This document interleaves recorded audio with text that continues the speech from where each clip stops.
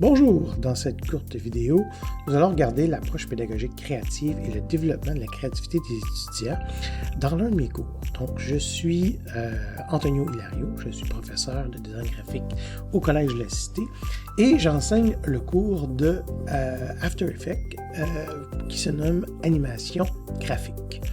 Dans un contexte où le logiciel est assez complexe au niveau technique, mais qui permet d'avoir une grande flexibilité au niveau de la création graphique. Donc ici, le contexte, c'est lorsque la technique rencontre la création graphique et où on doit mettre l'attention au niveau du développement des compétences de nos étudiants.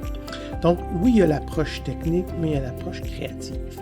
Et là où je crois que j'ai une attention où je devrais mettre au niveau de la créativité de mes étudiants, ce n'est pas nécessairement dans l'approche conceptuelle du design, mais plus au niveau de leur apprentissage de la technique, du savoir-faire de l'application.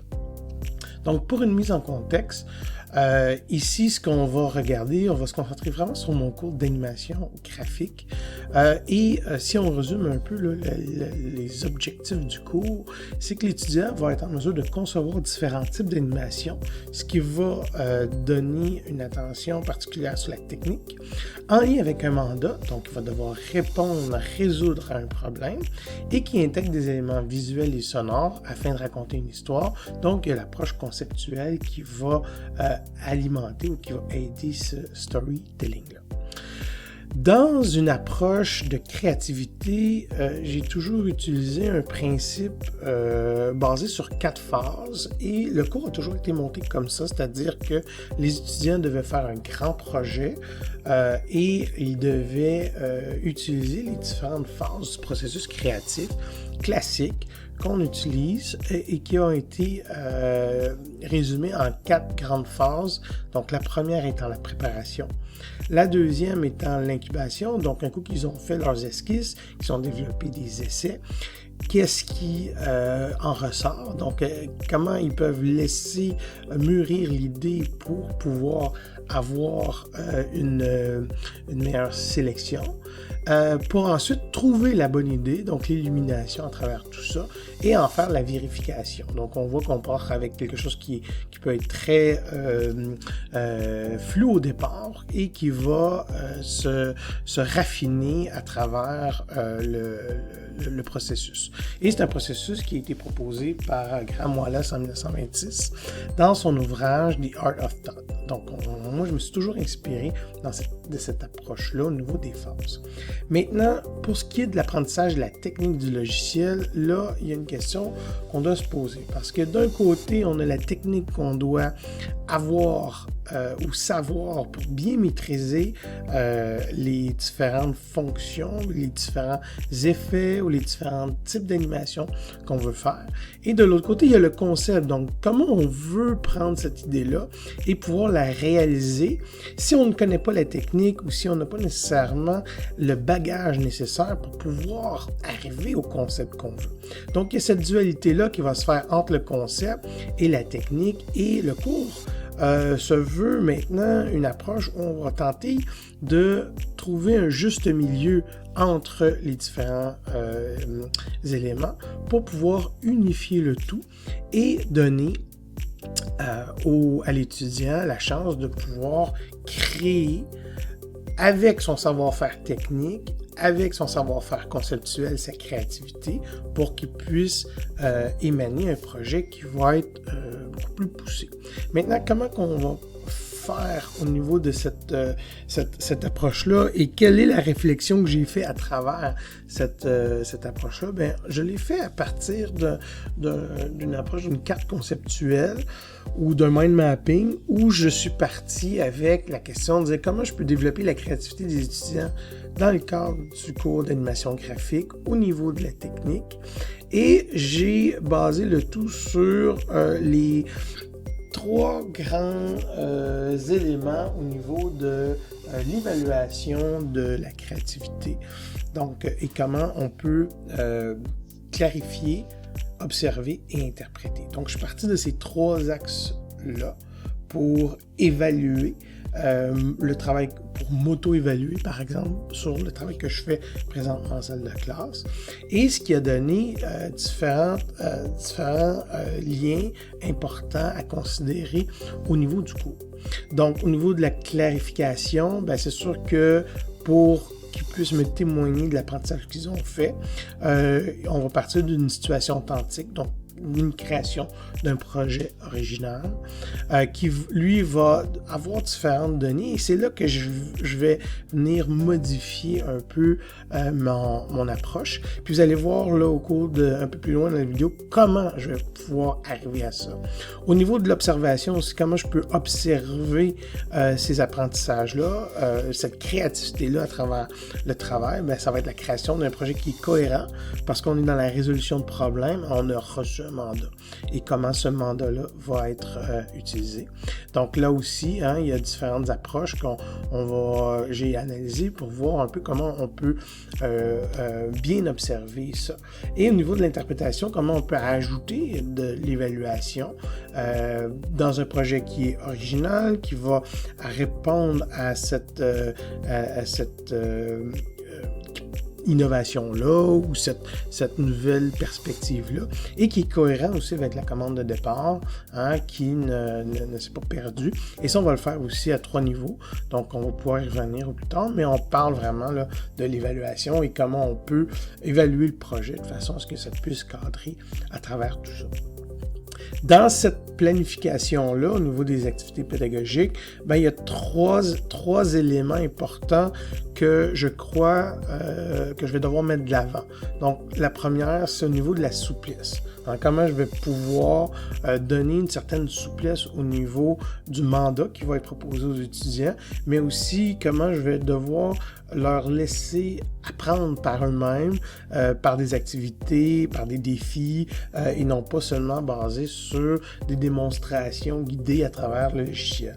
Ensuite, la créativité. Comment je vais pouvoir mettre de l'avant cette créativité-là, les principes même, et peut-être même les techniques de créativité pour qu'ils puissent être stimulés, puis être conscients aussi du travail qu'ils sont en train de faire, mais aussi sans oublier la rigueur, parce qu'on a un mandat à réaliser et comment cette rigueur-là peut se témoigner à travers le travail qu'ils vont faire. Puis ça, il y a des outils que je vais ajouter que je n'avais pas dans mon cours pour pouvoir arriver à ces 3 axes-là qui vont être importants.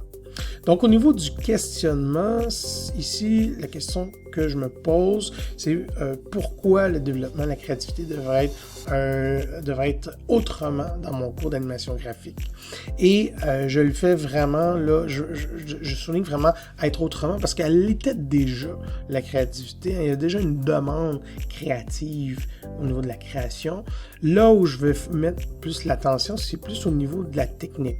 De la façon qu'ils vont apprendre les différentes techniques, donner un peu plus d'autonomie pour qu'ils puissent arriver à une compréhension, puis aussi une découverte de ce qui est possible de faire en animation graphique à l'aide du logiciel. Il y a différentes approches que je vais prendre. La première, ça va être de m'adapter au style d'apprentissage des apprenants. Et pour avoir déjà fait un sondage au niveau de différents groupes, on voit que j'ai beaucoup d'intuitifs comme étudiant et très peu de méthodiques, ce qui fait en sorte que la majorité de mes étudiants sont intuitifs réflexifs, c'est-à-dire, et c'est des grands observateurs et ils apprécient les séances de brainstorm. Donc, ils aiment avoir ces exercices-là d'approche-là.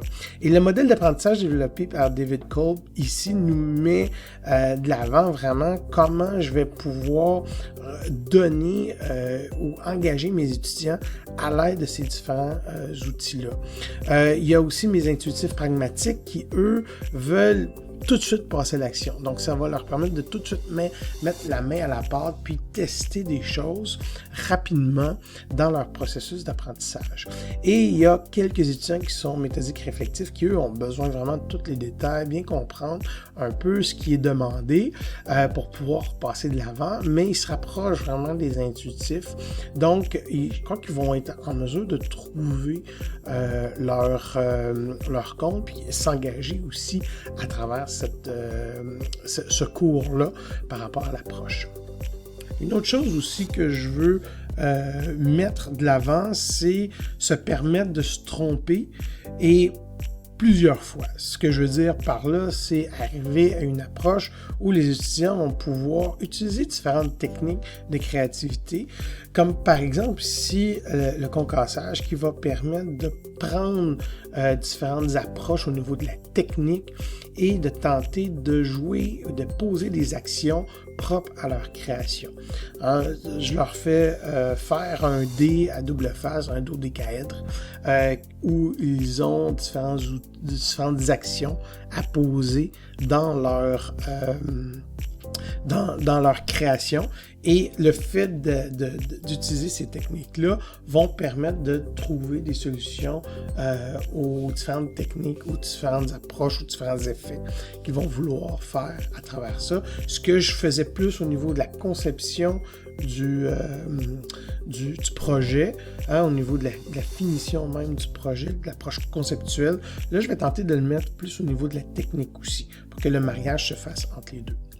Ensuite, échanger les bons coups avec le groupe, trouver un outil de partage qui va nous permettre de partager les bons coups rapidement. Ce que je faisais pas d'avance. Donc, créer un groupe, ça peut être à partir des médias sociaux, où les gens vont pouvoir tout de suite partager les choses avec le groupe. Finalement, sortir des contraintes du projet pour stimuler leur créativité. Puis ça, je vais me fier vraiment, puis comment, tu sais, ça peut être difficile de sortir des contraintes du projet, mais comment on va le faire? Je me base sur les 9 conditions de Crow-Play au niveau des interactions en salle de classe pour pouvoir miser là-dessus. Le premier étant l'indépendance par rapport au travail qu'ils vont devoir faire, au niveau de l'intégration du projet, comment eux ils vont pouvoir comprendre le projet puis pouvoir le mettre de l'avant, comment ils vont pouvoir être motivés à travers ce projet-là. Au niveau de l'ouverture aussi, comment moi je vais être ouvert par rapport aux propositions qu'ils vont me faire, puis aux nouvelles approches aussi qu'ils vont avoir développées. Au niveau de la flexibilité aussi, réduire les contraintes pour maximiser la technique et la créativité au niveau du mandat. Au niveau de l'évaluation, on va voir un peu plus tard comment je vais intégrer non pas seulement une évaluation critériée, mais une évaluation qui va permettre d'avoir un point de vue différent par rapport au travail puis à l'apprentissage de l'étudiant. Au questionnement, avoir un outil qui va nous permettre d'échanger rapidement au niveau des questionnements qu'il pourrait avoir au niveau du projet ou du cours ou de la technique, et pas seulement étudiant-professeur, mais aussi étudiant-professeur, étudiant et étudiant professionnel. Si on y va avec les médias sociaux, on va pouvoir ouvrir le dialogue, non pas seulement à la classe, mais à la communauté du web. Aussi profiter de ces opportunités-là pour signaler les bons coups, mais les moins bons coups aussi, et voir comment les étudiants peuvent apprendre à travers ça. Puis gérer aussi les frustrations, parce qu'il va en avoir beaucoup, et c'est de voir un peu comment on peut saluer le travail qui a été fait, mais qui ne sera pas retenu, de façon à ce qu'ils puissent bâtir là-dessus. Tout ça va permettre de donner des éléments qui vont partir d'une contrainte, mais qui vont pouvoir transformer le tout en quelque chose qui va être tangible. Et c'est ce que je souhaite, moi, avec cette approche-là. Bon, à la question « Comment le développement de la créativité pourrait en être autrement dans mon cours ?» voici quelques pistes de solutions que je pourrais apporter basées sur la réflexion que j'avais faite au niveau de la carte mentale. Donc, c'est sûr que si on part d'une approche authentique ou expérientielle, ça va aider au niveau du développement et de la motivation et de l'engagement des étudiants. Donc, le fait de créer un projet original qui va pouvoir les allumer, ben, ça va aider au niveau de cette approche-là. Ici, ce que je désire, c'est de permettre à l'étudiant de prendre conscience de son processus créatif, d'adopter une approche créative dans la technique et de démontrer la fluidité et la flexibilité dans la résolution de défis. Comment on va faire ça? Ben, premièrement, je vais m'inspirer d'une lecture que j'avais faite au niveau des stratégies du design UX, l'expérience utilisateur, écrit par Antoine Visonneau, qui faisait mention d'un des principes du design thinking qui est d'être itératif. Donc ici, le design thinking a cette approche-là où on va faire beaucoup d'essais pour arriver rapidement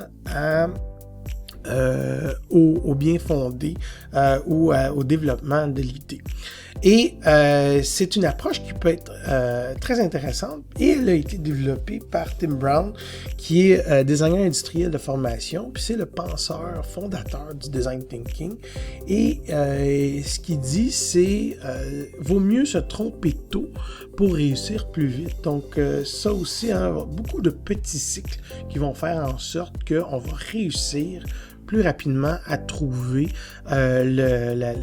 une des solutions possibles à l'approche, soit ce qu'on doit faire conceptuellement ou à la technique qu'on doit utiliser.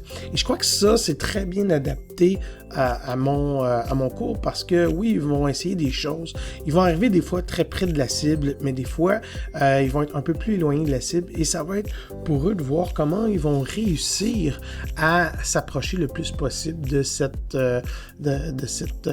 objectif-là, de ce qu'ils veulent atteindre par rapport à leur intention conceptuelle versus leur maîtrise de la technique.